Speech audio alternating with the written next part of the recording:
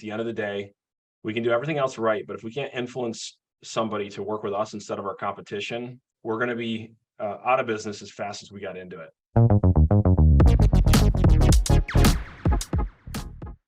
Hey everybody, Isaiah Colton here with another episode of Sales and Marketing Secrets podcast. And today we're going to be talking about the art and science of closing the deal. And this is one of my favorite topics because at the end of the day, we can do everything else right, but if we can't influence somebody to work with us instead of our competition, we're going to be out of business as fast as we got into it. So it's so important. And then also too, it's just a skill set that I think that is undervalued. And a lot of times when we think about closing the deal, we think about used car salesmen, we think about the hardcore closer mindset and whatever it may be. And those thoughts kind of come to our head.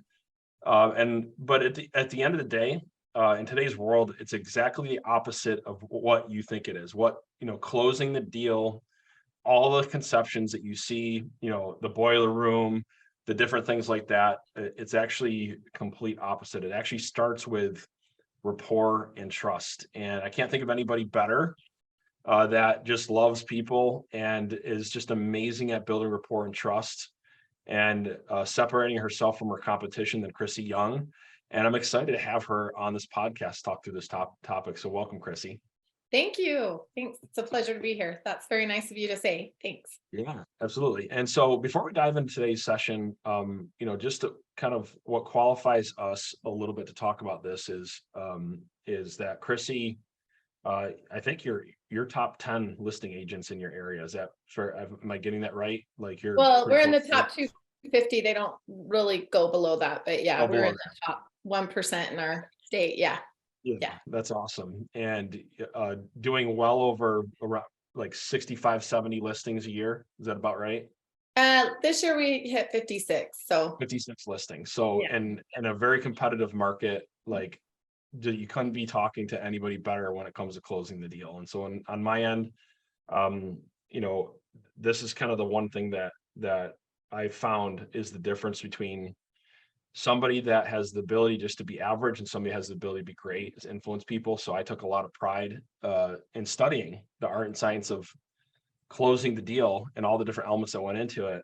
And I got really, really good at it. And I've used the techniques and the systems, and what Chris and I are going to talk about today are the same techniques that I personally use to do 151 transactions our first year in real estate and scale to over 1,000 transactions between our brokerage and a broker referral program, and then also use the same strategy in 2 other businesses. And what's really great is once you get good at working with people, you can understand the psychology of people. These skills are transferable, and they're skills that you basically, it's almost like it becomes a superpower. It's like it's really, really exciting. So if you're a newer agent, loan officer, or maybe you haven't listened and been tuning in lately to the market changes and how people communicate, it's time to recalibrate. It's time to make sure that we recalibrate ourselves and how we think, and more importantly, our strategies. So kind of diving in, Chrissy, one of the things that I think a lot about when I hear the art and science of closing the deal, a lot of people are like, oh yeah, if I just had the right words to say at the end of the close, and if I just had the magical swag, and I just was I was a smooth talker, and I think that's a lot of people think that's those things that are required to close the deal. And I'm not saying that those things don't help, but would you agree that closing the deal actually starts with, at the very, very beginning, with rapport and trust? So would you agree with that? 100%. And that's how I always start everything, is find common ground and build rapport. What does that look like to you? Because I think that a lot of people hear that and they're like, okay, yeah, you can say that, but what do you do? Let's say that you're out on a listing appointment. What are you doing? What's going on in your head to build rapport and find common ground? And what's going on in your mind when you walk up to the front door?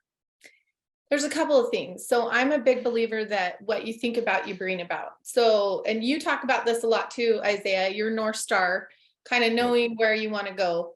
if you know where you want to go, what your goal is, what your mindset is, that's something you're always, and Brian, who, coaches me, he talks a lot about how we've got to let our subconscious mind do the work as well. Like, so if we're always setting that mindset and thinking about it, we're setting our mind to say, hey, this is what I want. And I don't know, I'm going to quote a lot of people, but I listen to Earl Nightingale all the time. And and The Strangest Secret is my favorite podcast. That it's not a podcast because it was from the 60s, but I listen to that repeatedly. But what he says in there that's powerful to me is, you can't get to something if you don't know where you're going. You have to know where you're going.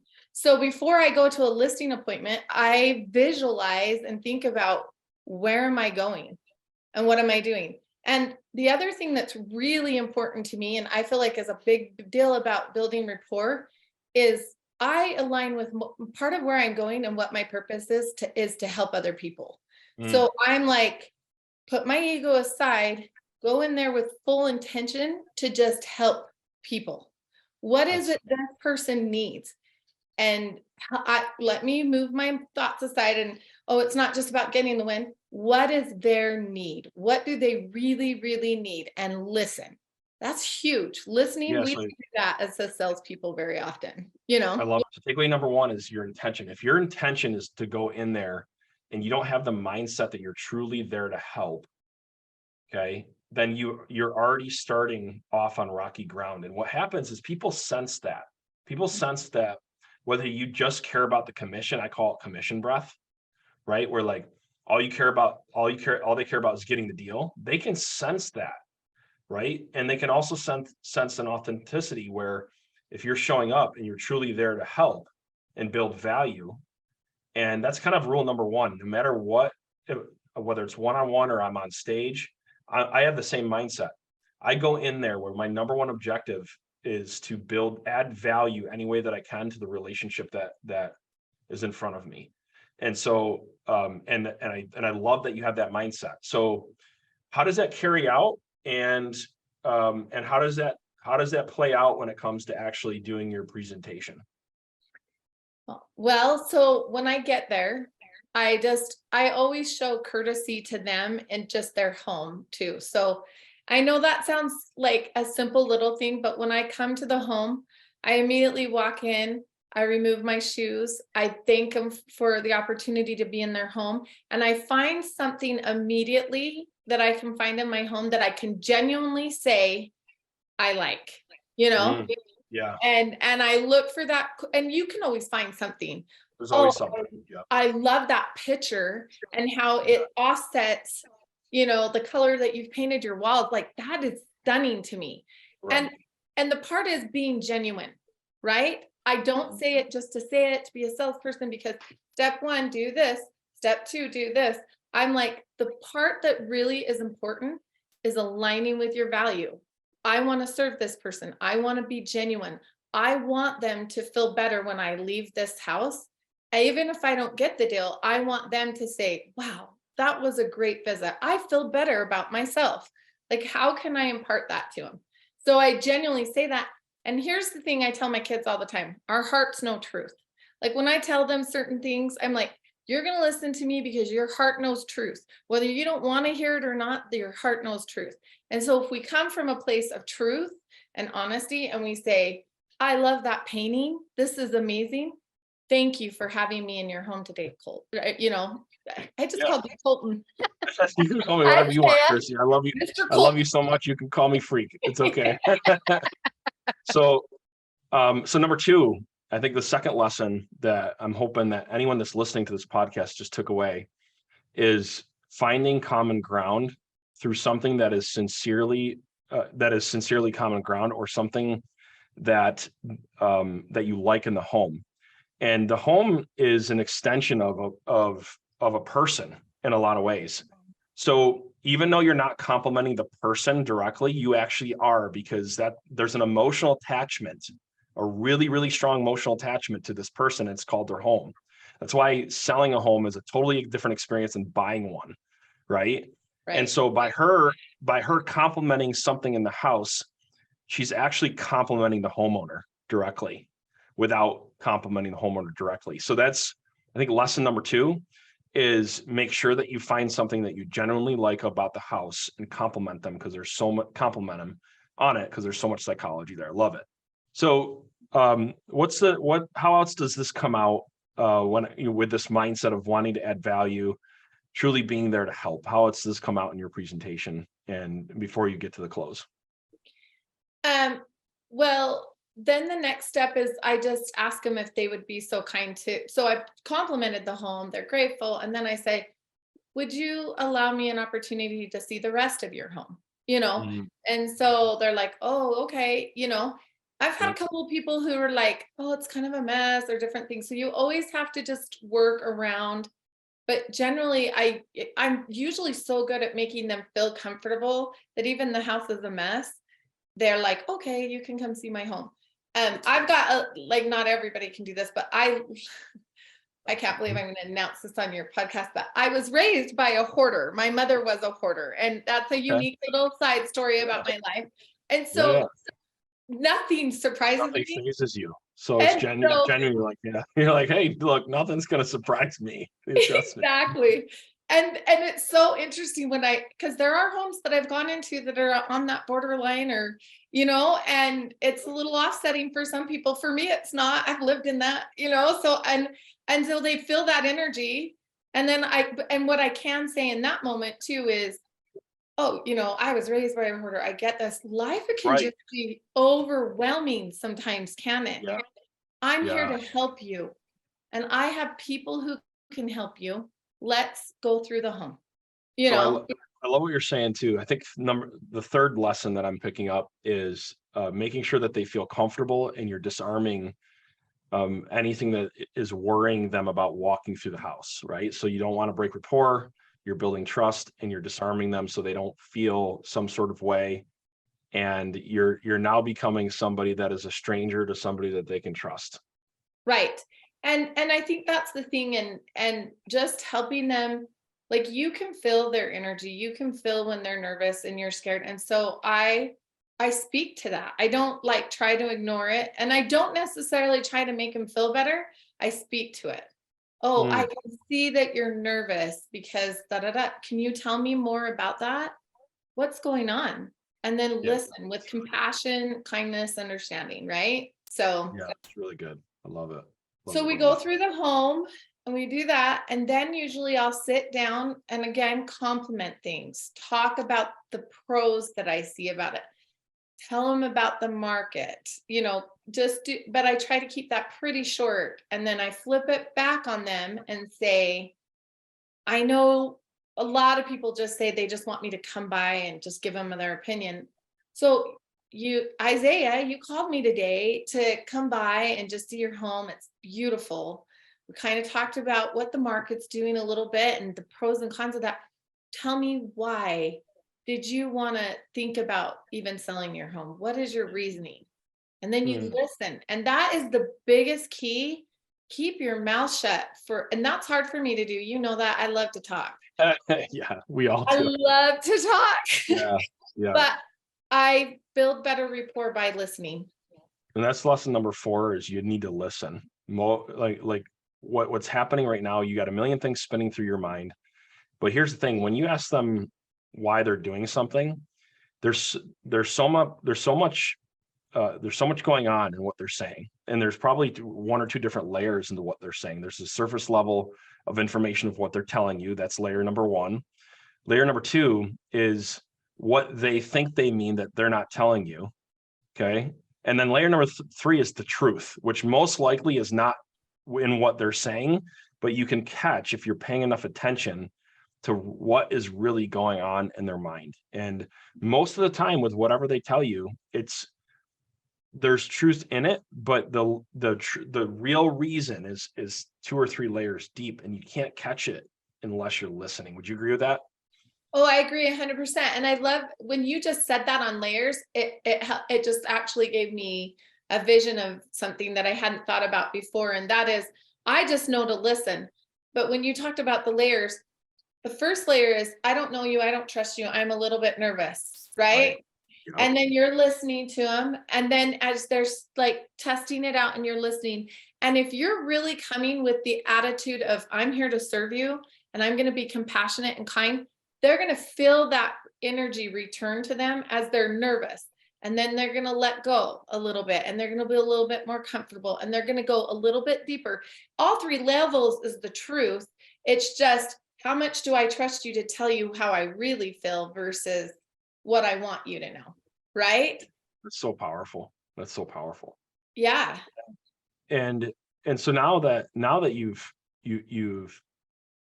gotten information, you know, where do you go next now that they've told you why they're moving? Where are you going next? Or why they want Okay, so to when sell? they tell me why they're moving, I actually listen and try to get the deeper meaning to it. And then I actually just say, I want to make sure I understood you and I heard you correctly. Mhm. And I actually will start with the surface a little bit too. And I'll Yep. be like, you're just Yep. thinking about moving. You're not sure when. You're thinking 3 to 6 months. No pressure there. You're feeling a little overwhelmed because there's a lot to do to get ready and there's a lot of burdens. But you have medical issues going on and this home is not going to meet your need anymore. Is that correct? You know, and then they feel heard, Yes. you know? Heard is, and that's, I think the next lesson here is to make sure that people feel heard. I call it repeating and reframing, but when you don't do this and you just move on and they tell you why and they don't feel validated or heard, then basically anything else that you say after that is going to go on deaf ears. Absolutely. Because more than anything, people need to feel heard and understood. It's more than anything.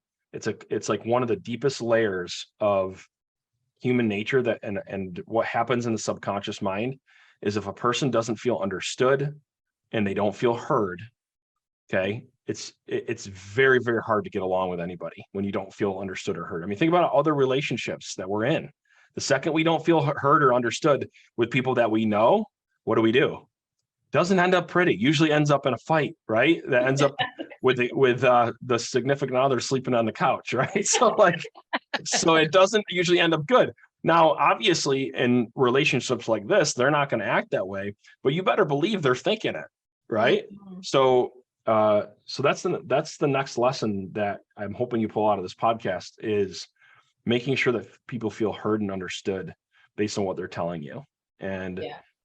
And here's the thing, hopefully you guys are catching these key lessons, because a lot of people don't understand that you can have the perfect words, you can have a great objection cycle, and you can do all these different things, but you're not closing anything if you don't have this structure in place before it. Like everything else leading up to it is what's important. Anything else, Chris, you want to mention before we get into the actual closing part, so that they feel heard? Now, where do you go next? They feel heard. I ask them if it's correct. And then I ask them, do they have any questions for me or any concerns? So it's so easy for me. I feel like this was a rookie mistake I made a lot, is that I talk a lot. I don't always listen. And then I forget to ask them what their needs are or if they have questions along the way. And so I just would say that's something I've had to really be intentional about in my process. I literally go into the house, Isaiah, thinking 2 things. Listen to what they have to say and keep your mouth shut. And really look for how you can help them, Chrissy. Like, really listen and help. Because can I make a difference and be impactful with them today? Absolutely, as long as I keep my mouth shut and listen. Like, that literally has to be a pep talk I have to tell myself. But when I listen to them, I usually end up asking if they have questions. And that goes deep in a lot of ways. You find out a lot more. So I just say, make sure you ask questions. Like, don't be so quick to move on to the next thing. Make sure you really feel like all of that has been addressed. That's good. That's good. And now you've pretty much gone through your presentation. There's a couple issues always to deal with at the end, and objections come out. And let's talk about the process to handle a concern or a question the right way and the wrong way. And then we can get into some different, different strategies to keep the conversation moving and to move the deal into paperwork. Yeah. But I want to talk about the difference between a question and an objection. Okay. So I think a lot of times when people are asking questions at the end, especially, it can come across as an objection. And we can like get in this big long-winded explanation when literally, and we think we're overcoming a problem when literally it was like just a question. It's so like right, like it's like in our own heads. Oh, here we go. They're gonna back out. They're gonna back out. Yeah. Yeah. Like, so like, how do you compartmentalize and like, how do you process that? Like, a question versus an objection. And I know not everybody's like this, so I don't know if I'm going to give you the best answer. I read the room, and I let my emotions interpret a lot, not just what we're talking about. So body language tells me a lot. And so I'm reading the room and what the energy level is. So if it's a question, it feels lighter, and so I can answer it lightly. If it's an objection, it feels heavier to me. Right. I don't know if that's a great way to explain that. Yeah, you'll kind of sense that it's heavier. So So cool. if it's a question, you answer it quickly. Yeah, and I think it's important, just like you just said, is the lesson here is to make sure that you're not overcomplicating what could just be a question. Right. And saying too much. And a lot of times we can do that just in general, when even if it is an objection, we can say too much. So a lot of the things that, I think a lot of the things that, like when I'm processing this, there's different ways to kind of handle objections, and different strategies to go after it. I think one of the things that is really, really important, that I'm hoping the audience draws from, is that when somebody gives you an objection, it's really, really important to how you respond to that initial objection. And so I think the tendency is that we want to just give a response or give an answer to their objection. And half the time we're thinking through what our response is going to be. And we're kind of like twitching underneath the desk while they're talking. Right. And we're not really listening. And it goes back to a little bit about what we talked about, but like, when somebody gives you an objection, what's the first thing that you do before you actually respond to the objection? And we might have talked about this a little bit, but. Okay. Well, there's a couple things. When I get an objection and it feels heavy, again, I'm a person, full transparency. You know me. I just call people on it, but not in a bad way. Right. I just say, whoa, you feel really strong about that. Tell me more about that feeling and emotion around that. Why do you feel so strongly about that? Like, what's going on? That's good. I just address it, That's so good. Yeah. I love it. And some people get frustrated with that because they don't want to go deep with me. Yes. So they'll be like, oh, she just thought that I'm really emotionally attached to this and I'm really blah, blah, blah. And I don't want to tell her. And so sometimes that actually is kind of it's unsettling and upsetting. And then I say, you know what? You haven't known me very long. You might not want to share that with me, and that's okay. Would you like me to try and answer that a little bit, or have you made up your mind? That's good. That's good. So you try to draw out more information before you're giving a response to kind of see what you're dealing with, is what I'm hearing. So you might ask them a question. You're trying to figure out and dig down to the root cause of what they're saying. And then let's say they answered. What do you say? What do you do next after they answer? Well, how do you want them to answer me? Are they in a positive? Yeah. So let's say they're like, well, there is a lot to unpack, and I'm considering moving, but I'm really, really, really fearful because of the health issues that we're having, if this is the right time to move. So Isaiah, thank you for sharing that with me. I'm sure it's not easy to want to tell people everything that's going on in your life. And Yeah. I know you haven't known me very long, but let me tell you who I am. I love helping people, and I'm a connector, and I Mhm. know a lot of people. And part of what you're feeling is your health issues. And then you just now are thinking, I might have to move, but I also don't feel good. And Mhm. I have to paint the house and do all these things. Is that correct? Is that how you're feeling right now? Yeah, I'm thinking about all the things that are going to go into me having to deal with this right now. So really good news is I have a group of people I work with. And the other thing is I love helping and serving people and making this the best that I can for you. And I can carry this burden for you. I can't take your health issues off your plate and all of that, but I do know how to sell a home. I do have people who can come in and organize and clean and paint and do all that. And that might feel overwhelming because you have medical expenses, but I can help with that too. And let me just tell you some of the solutions we have. And then let's see if any of this feels good to you and like it's the right fit. Would that be okay? Yeah. Yeah, that sounds fine. Okay. Cool. And then you keep the conversation going Yeah. and go from there. Love it. And here's the thing. I want to kind of end off here because uh that probably would never come out if you didn't do all the things that you're talking about in the beginning. They probably never would have told you the real reason why they don't want to sell, or they're thinking about waiting, or whatever it may be. And that's the big overall arching idea of this podcast, that closing the deal starts with how you open the conversation.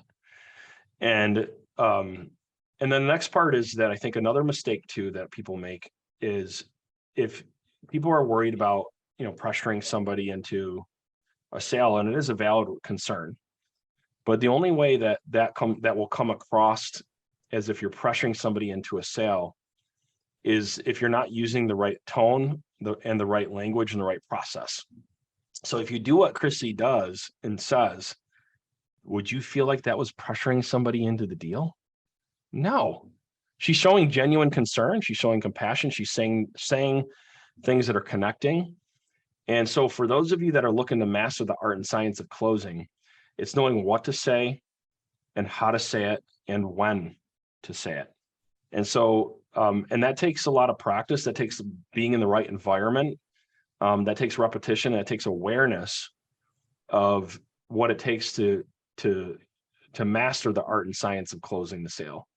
And I think that the most important part, I want to end here, is, and I think this is the biggest mistake, is that I'll see agents give amazing responses, but then they just kind of leave it hanging.